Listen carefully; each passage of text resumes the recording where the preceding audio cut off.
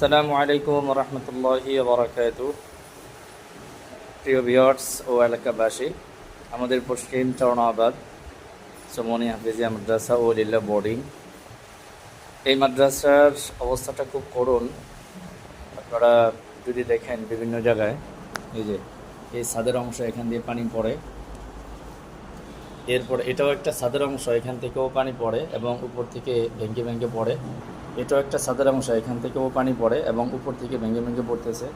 এমন আরও অনেক আছে, দেখেন উপরের ছাদের অংশ, এগুলো সব ছাদের অংশ, কিন্তু এগুলো ভেঙে ভেঙে পড়তেছে।